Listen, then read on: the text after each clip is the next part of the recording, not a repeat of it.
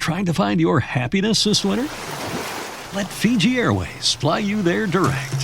Whether you're sunbathing or snorkeling, dining or dreaming, you'll experience legendary Fijian hospitality.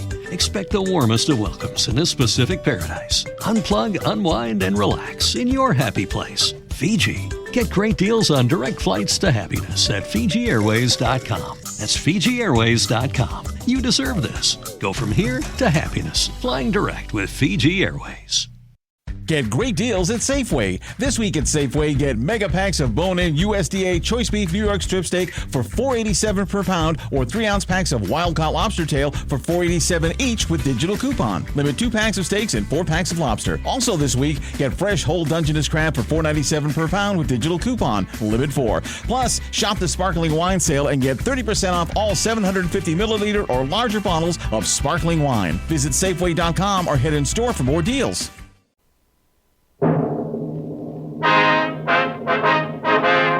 Sound off for Chesterfield. Chesterfield, first cigarette with premium quality throughout in both regular and king size, brings you Dragnet.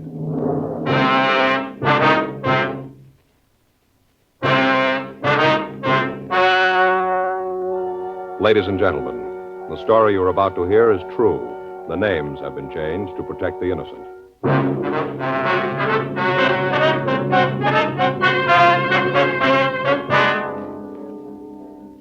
You're a detective sergeant.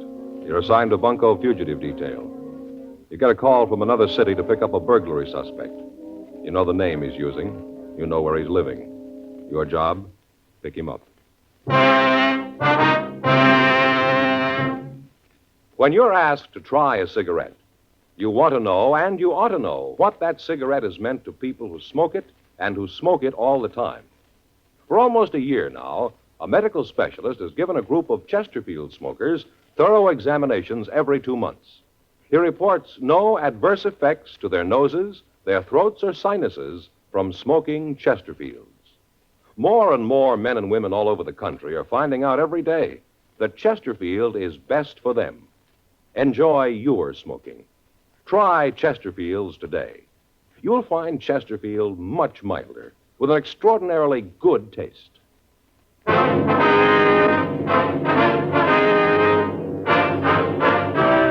Dragnet, the documented drama of an actual crime. For the next 30 minutes, in cooperation with the Los Angeles Police Department, you will travel step by step on the side of the law through an actual case transcribed from official police files.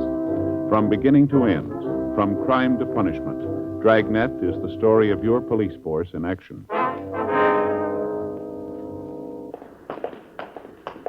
It was Tuesday, June 4th. It was hot in Los Angeles. We were working the day watch out of Bunko Fugitive Detail. My partner is Frank Smith. The boss is Captain Steed. My name's Friday. We were on our way out from the office, and it was 9:42 a.m. when we got to the corner of Selma and Fountain. The Arizona Carlton Hotel. Guess we check over there, huh? Yeah, you got the mugs? Yeah, right here. I'm awfully sorry, Mrs. Hartfield. Yes, I know we say each room is air-conditioned. Well, yes, ma'am, but it is true. I know, ma'am, but the air conditioning is on full now. All right, ma'am. Yes, I'll send some right up. I'll be with you right away. Front, here, boy. Get some ice water up to Mrs. Hartfield in 502 right away. Now, sorry to keep you waiting. It's all right, sir. What is it you wanted? We're police officers, sir. Here's our identification. There's nothing wrong, is there? Don't know what I'd do if anything else went wrong. The air conditioning unit went out this morning, making excuses. I don't know how much longer the ice water's going to hold out. What is it? What's wrong now? Do you have a Mr. George Richmond registered here? Probably gives his home address as Modesto. Richmond, let's see here. Wait a minute. Sir? How do I know you're what you say? Police department's always sending out circulars saying to be careful about this sort of thing. It's a respectable hotel, you know. How do I know? Well, here's our identification again, sir. I showed it to you before. Oh, Friday. How about yours? Yeah, here you are, sir. All right.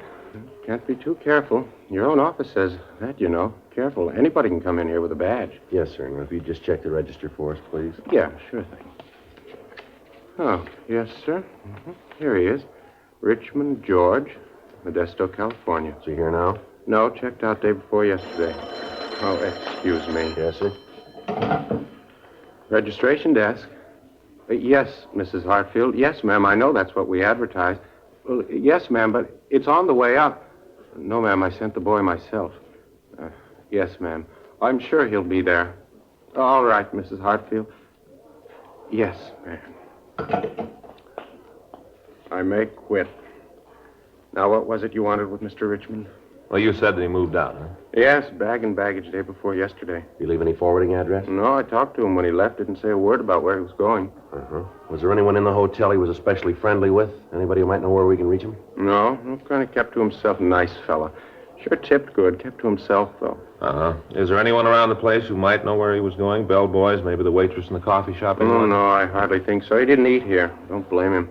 Well, thank you very much, sir. Here's our card. If you hear anything from Mr. Richmond, we'd sure appreciate a call. You bet. I'll give you a ring. You get any mail while he was staying here? No, nothing. Not even a phone call. Didn't use the room for anything but to sleep. Real quiet. Good tipper, though. Did he drive a car, do you know? No, not that I know of. Say, come to think of it, you might check with Ernie. Ernie? Yeah, drives a cab, usually right out in front. He picked up Mr. Richmond one night. He might be able to tell you something. All right, sir. Thank you very much. If anything comes up, appreciate that call. Okay. Hope you get what you're looking for.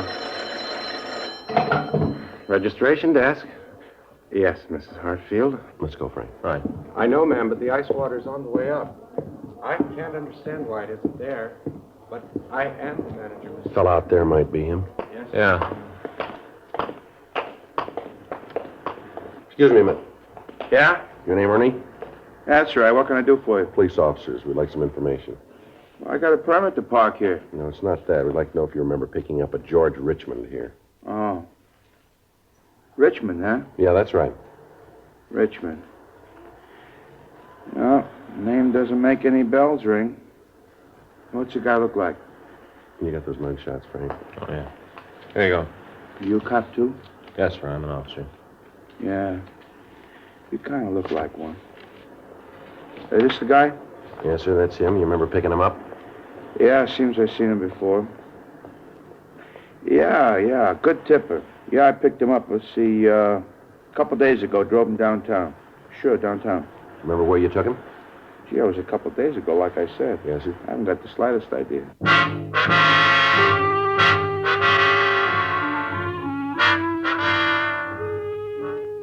10:07 a.m. We continued to talk to the cab driver. He was sure that he'd picked up George Richmond on Sunday night, but he was unable to tell us where he'd taken the suspect. We drove back downtown and checked with the cab company. On the driver's waybill, we found that he'd made 3 pickups that night from the hotel on Fountain Avenue. The first stop listed was a large cafeteria in downtown Los Angeles. We checked with the cashier. She was unable to identify the mugshots of Richmond. The second stop was a large apartment out on Wilshire Boulevard. We checked the manager of the place, and she told us that she didn't recognize the name. We showed her the mugshots of Richmond, and she said that she thought she'd seen the man 2 weeks before. When she asked him what he wanted, he said that he was looking for a Miss Norman. Because of the way he'd acted, the landlady hadn't told him that there was a tenant by that name living in the place. She gave us the apartment number of the Norman woman, and Frank and I went up to see her. Want to try it again? Yeah. Who is it? Police officers. What? Police officers, we'd like to talk to you. Just a minute.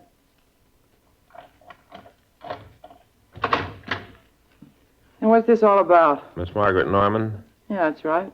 What do you want with me? What if we could come in, please? Be a little better than talking out here in the hall. Yeah, I guess so. Come in. Thank you. My name's Friday. This is my partner, Frank Smith. Pleased to meet you, ma'am. Yeah.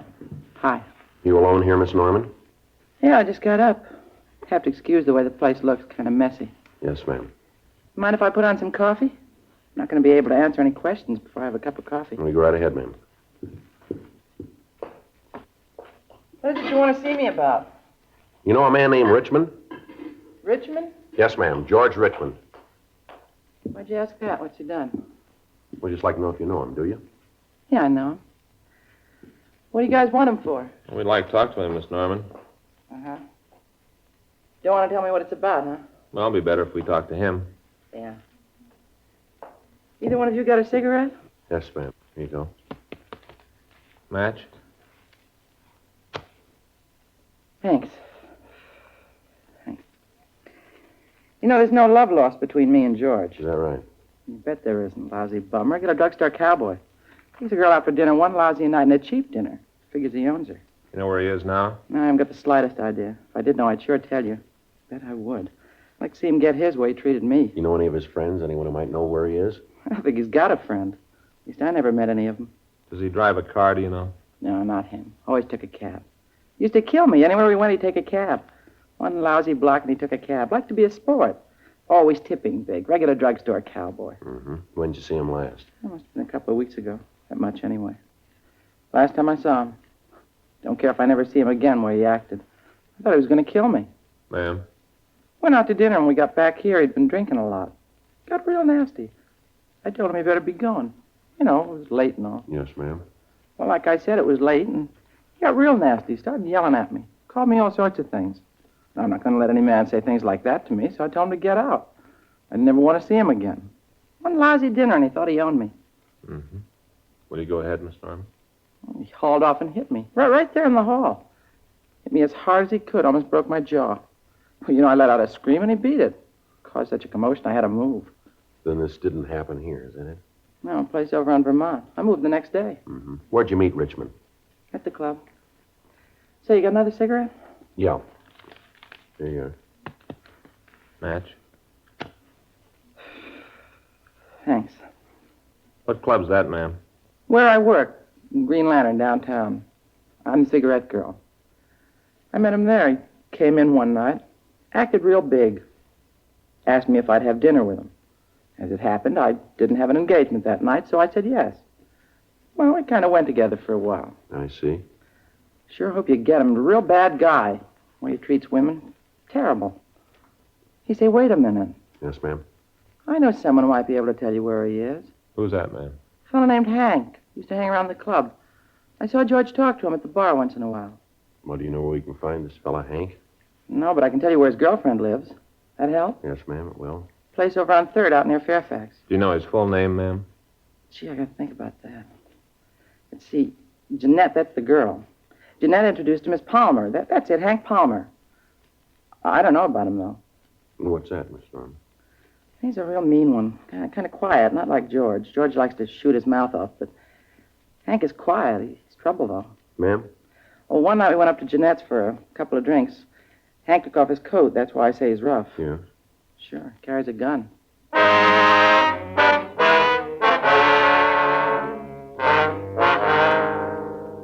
1:45 p.m. We got the description of Hank Palmer, and then Frank and I drove back to the city hall. We ran the name and description through R&I, but we got no make. We sent the name to George Brereton, CII, up at Sacramento.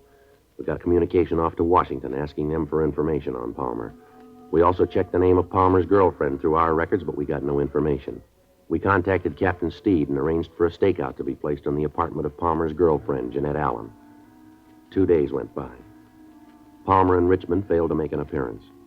We talked to Jeanette Allen, but she couldn't supply us with any information as to the whereabouts of the two men. Descriptions of the men were broadcast. Informants were questioned. We contacted the Modesto Police Department, and they sent us all information on the places Richmond was known to frequent while he was in Los Angeles. The kickback from Sacramento and Washington gave us no new information on Richmond, but Washington had him listed as having 2 arrests for armed robbery and ADW in the East. Another week passed. The stakeouts on Jeanette Allen's apartment continued. No sign of either of the men. Sergeant Al Panoges of the Bunko Fugitive Detail worked with us in trying to trace their movements. On Saturday, June 15th, we got word from an informant that Richmond and Palmer had been seen in town. We checked with the stakeout at the apartment, but they'd seen nothing of the two men. Frank, Al Panoges, and I drove out to relieve the stakeout. Hey, Pinoge. Yeah, Frank. Sure hot in this room, isn't it? Air just laying there. Yeah. Paper says it's the hottest June 15th on record. Say, Miss Allen. Yes, Sergeant? Now, you haven't heard from Palmer at all since he got back, is that it? No, not a word. I don't really believe he's in town. I'm sure if he was, he'd look me up. Never done this before. Uh-huh. Say, would it be all right if I got a glass of water, miss? Sure, help yourself right out in the kitchen. Thanks. How about you, Joe? Want some? No, thanks. Al? Yeah. Joe? Yeah? Cab's stopping out in front. Man getting out. Might be one of them. Guy's wearing an overcoat. On a day like this? You coming in here, Al? Yeah. Yeah, cab's pulling away. Okay. You want to take that side of the door, Frank? Right. You better go into the bedroom, Miss Allen. You think there's going to be some trouble? Well, it depends on the way he wants it. Oh, well, I guess you know best. I hope not. All I need is to have to move again.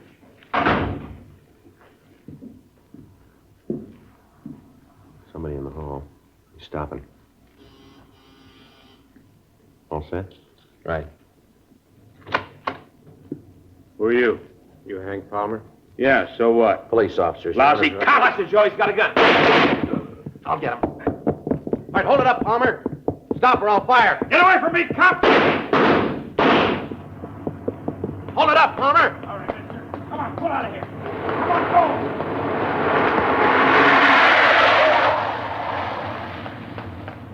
Get in the call, Frank. Gray Mercury. License number's 1S69105. Right. Better call an ambulance, too. What? Pinoges. He's hurt bad.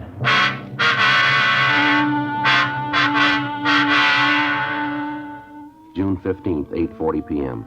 Sergeant Al Pinoges was removed to Georgia Street Receiving Hospital. His condition was listed as critical.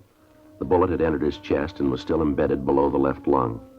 His family was notified, and after Frank and I got out the APB on Palmer, we drove by to pick up Mrs. Pinoges. We dropped her off at the hospital, and Frank stayed with her. Palmer's description was put out, as was the description of the car he'd commandeered to get away.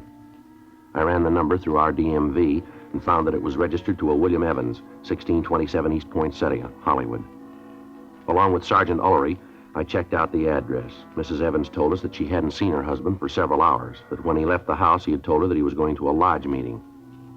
We got a description of him and got out a local and an APB on him. I called the hospital and found that they'd operated on Pinoges, but that they were unable to remove the bullet. His wife collapsed. Frank had her taken home where she was cared for by their family doctor. 12:46 a.m. A radio car out in Chatsworth picked up Evans. He told him that Palmer had forced him at gunpoint to drive him to the valley. There, he'd forced Evans from the car and driven off. Evans couldn't give the officers any idea of where the suspect might have been headed. 2 hours later, the car was found abandoned on Spring Street. It was placed under surveillance, and a dragnet of the downtown area was started. Metro Division assigned 20 teams of men to make a block-by-block search of the vicinity. The details at the bus stations and at the airports were alerted. 4:12 a.m. I got a call from Frank, and I drove over to Georgia Street Receiving Hospital. Hi. How's it going? Not good. Just saw the doctor. Well, how's Al? He just died.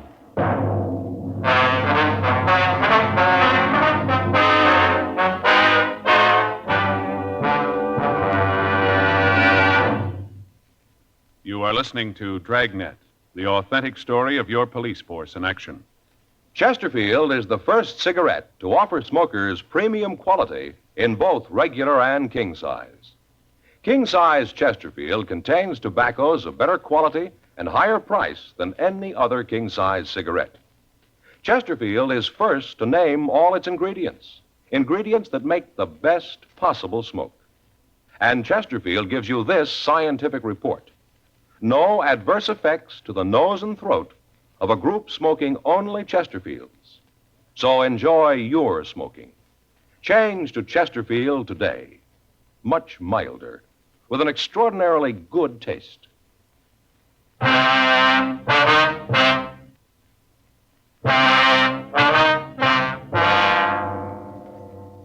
When an officer is first accepted by the police force, he spends 13 weeks at the police academy. In that period, he learns the basic fundamentals of being a peace officer. On graduation from the academy, he is assigned either to traffic or to a tour of duty in one of the city jails.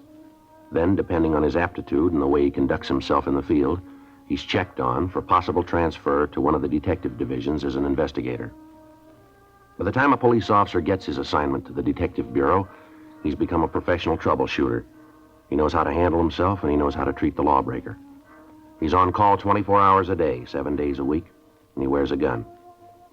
When a hoodlum shoots a police officer, he's showing society that he has no regard for the law, and at the same time, he is announcing that he will not hesitate to kill an unarmed citizen. Sergeant Alfred Pinoges had been a policeman 14 years. He'd begun in traffic and then had been transferred to the juvenile division. From there, he went to homicide detail and then to bunco fugitive division. He was a professional peace officer, and he'd been murdered. He gave his life to protect the people who paid his salary, the taxpayers. His killer was still at large, and we had to find him. The search of the downtown area was intensified, but it netted us nothing. Frank and I checked the immediate area around the abandoned car. In talking to the people in the vicinity, we found a newsboy who had seen Palmer park the car. He said he was unable to tell us where the man had gone, but he said that he thought he might have gone into a bar near the corner. We checked the place, but the bartender was unable to give us any information. 2 days passed. We rechecked the known hangouts of the two men. Neither of them had been seen. Tuesday, June 18th, we got word that Palmer had been seen entering an apartment house on South Alvarado. 10:14 a.m. Frank and I drove over to talk to the landlady. Palmer and Richmond. No, I don't think I know them. Why don't you take a look at these pictures, Mrs. Holbrook, see if you recognize them? Sure. There you are. He's a mean one. Haven't seen him, though. This one. Ma'am? This one. I know him. Which one's he? Well, that's Richmond. No, that's not his name. Told me it was Reichman. Said it was John Reichman. Lives up in 206. That's in front. Is he in now, ma'am? No, he went out this morning early. First time in a couple of days he went out early. You expect him back soon? Oh, I don't know right off. Might be. I don't generally know when they're coming back. Don't keep tabs on them, you know. Them? Yeah, tenants. A nice bunch, most of them quiet. Had a full place last 2 years. Uh-huh. How long is this, Reichman? Yeah, that's it, John Reichman. How long's he been here? Oh, he's kind of new. He took over the room from a friend of his. Yes, ma'am. Does he have any friends in the building? Anyone that he sees quite a bit of? Well, now, there's a girl in 306. He sees quite a bit of her. Oh, who's that, Miss Holbrook? That'd be Barbara McIntyre. Nice girl. Dancer. Works downtown at one of the clubs. She in now, would you know? Oh, she should be, yes. Hardly ever gets up much before noon. Hardly ever. She works late, you know. Yes, ma'am. Does Richmond drive a car? Richmond? Oh, dear, now. Well, I don't know. I don't think so. Seems like he's always coming home in a cab. Comes in at all hours. I don't think he's going to last here. Why do you say that, ma'am? 'Cause I don't think he will, that's all. Plays the radio late, makes noise, you know. Then there was a fight. The girl didn't want to do anything about it, but I certainly think she should have. Oh, what's that about, ma'am? Oh, one night, let's see, it must have been about a week ago. Reichman or Richmond or whatever his name is came home and he was, well, he'd been drinking quite a bit, you know. Yes, ma'am. Well, he went up to the girl's apartment and they had an awful brawl. Screaming and yelling, an awful brawl. I went up and asked her if there was something I could do, but she yelled through the door and said no, that everything was all right. Of course, it wasn't. Ma'am? Well, the next day, the poor thing had a black eye that just wouldn't stop, all bruised up. Had a bandage right here on her forehead. Must have hit her awful hard. No, sir, I don't think he's going to last. Mm-hmm. And you're pretty sure that you haven't seen this other man, though, are you? Well, let me see that picture again. Mm-hmm. This one? No, I'm positive. I never saw him. Of course, that don't mean he wasn't here. Ma'am? Well, like I said, I don't pay much attention to them. They pay their rent, and I don't bother them. They come and go as they please. Say, what do you want them for? Is it about that, Mr.? Richmond? Yeah, is it about him beating up that poor girl? No, ma'am.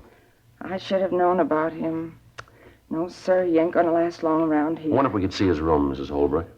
Well, I guess it's all right. I'll get the key. All right, ma'am. Thank you.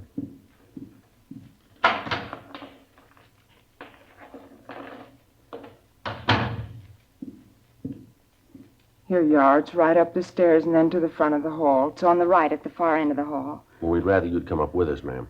Oh, well, all right. Glad to help.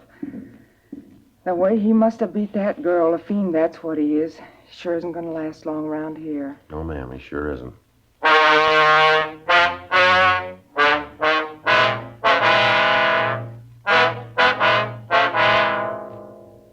Before we looked at Richmond's apartment, we tried to check with his girlfriend. We found that she wasn't in. The manager let us into her apartment, but we found no indication where she might have gone. Then we went downstairs and searched Richmond's place. He wasn't there. The landlady stood by when we searched the place. In a closet, we found a small arsenal, a gas grenade, a sawed-off shotgun, and 2 boxes of shells. There were also several revolvers, along with over 150 rounds of ammunition. We called the office and arranged for a stakeout on the building. Sergeants Ullery, Gerard, Gilmore, and Miller came out. Gerard and Gilmore covered the front entrance. Ullery and Miller were stationed at the back of the building, and Frank and I covered Richmond's room. The residents of the apartment were warned to stay inside their rooms and to keep their doors locked. 10:30 p.m. There was still no sign of the suspects. We waited. 11 o'clock, 11:15, midnight. Joe? Yeah? Looks like it might be them. Cab pulling up in front. How about Gerard and Gilmore? No, can't see him from here. Yeah. Looks like Palmer and Richmond. They got the girl with him. Where is she? She's walking between them. Makes it tough, huh? Yeah. Well, I won't try to take him on the street this way. They're coming in the building. Uh-huh.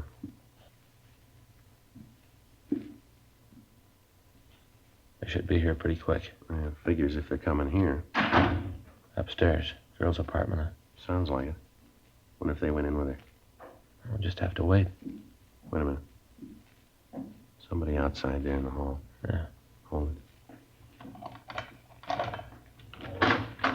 I don't feel right, I tell you. It's too quiet. Something's up. All right, mister, let's hold it. Cops, George, beat it! Oh. All right, give it up, Palmer.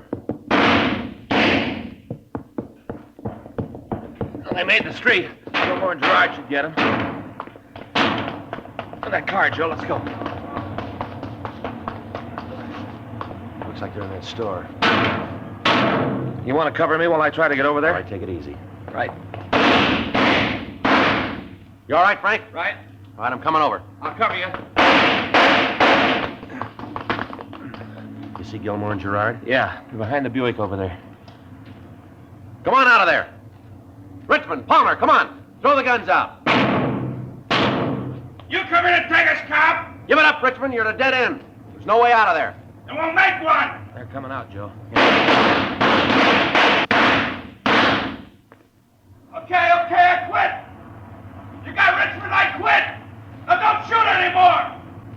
Please don't shoot anymore.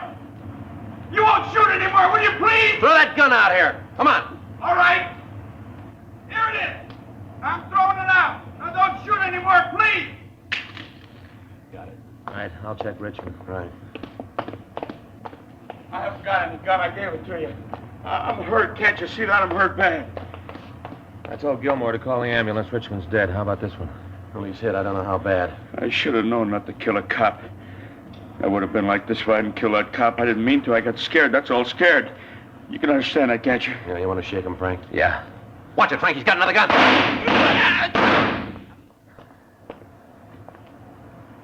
You all right? Yeah. Palmer? Palmer. I'll check him. How about it? He's dead. Look here, John. What's that? Had these in his pockets. Must be 50 or 60 rounds of ammunition there. Yeah. Doesn't look like he was ready to quit. He was ready.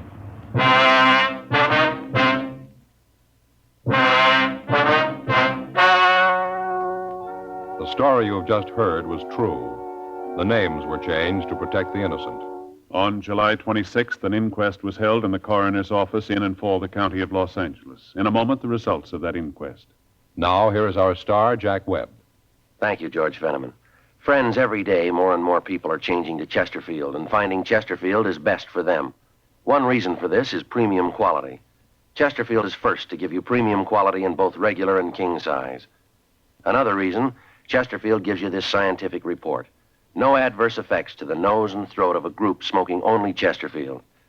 I smoke an average of 2 packs a day, and I'm convinced Chesterfield is best for me. Try 'em, regular or king size. I think you'll find Chesterfield is best for you.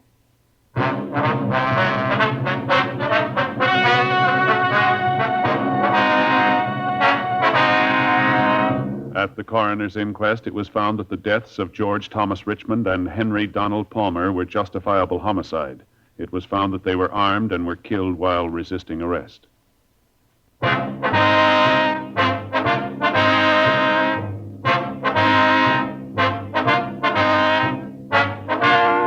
have just heard Dragnet, a series of authentic cases from official files. Technical advice comes from the Office of Chief of Police W.H. Parker, Los Angeles Police Department. Technical advisors, Captain Jack Donahoe, Sergeant Marty Wynn, Sergeant Vance Brasher. Heard tonight were Ben Alexander, Joyce McCluskey, Paul Richards. Script by John Robinson. Music by Walter Schumann. Hal Gibney speaking. For a million laughs, tune in Chesterfield's Martin and Lewis show, Tuesday on this same NBC station. And sound off for Chesterfield's, either regular or king size. You'll find premium quality Chesterfield much milder. Chesterfield is best for you. Chesterfield has brought you Dragnet, transcribed from Los Angeles.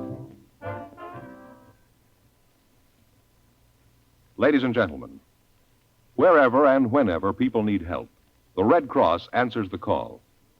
When a flood-stricken family needs shelter, when a crippled child must learn to walk and play, and when a wounded soldier needs blood, the Red Cross is always there.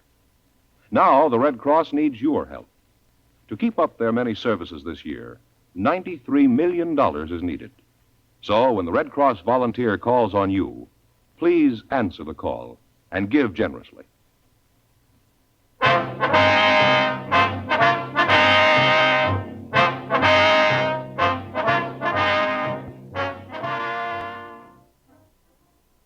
It is Ryan here, and I have a question for you. What do you do when you win? Like, are you a fist pumper, a woohooer, a hand clapper, a high fiver? I kind of like the high five, but if you want to hone in on those winning moves, check out Chumba Casino. At ChumbaCasino.com, choose from hundreds of social casino-style games for your chance to redeem serious cash prizes. There are new game releases weekly, plus free daily bonuses. So don't wait. Start having the most fun ever at ChumbaCasino.com. No purchase necessary. VGW. Void where prohibited by law. See terms and conditions. 18+. With the Lucky Land Slots, you can get lucky just about anywhere. This is your captain speaking. We've got clear runway and the weather's fine, but we're just going to circle up here a while and get lucky. No, nothing like that. It's just these cash prizes add up quick. So I suggest you sit back, keep your tray table upright, and start getting lucky. Play for free at LuckyLandSlots.com. Are you feeling lucky? No purchase necessary. Void where prohibited by law. 18+ terms and conditions apply. See website for details.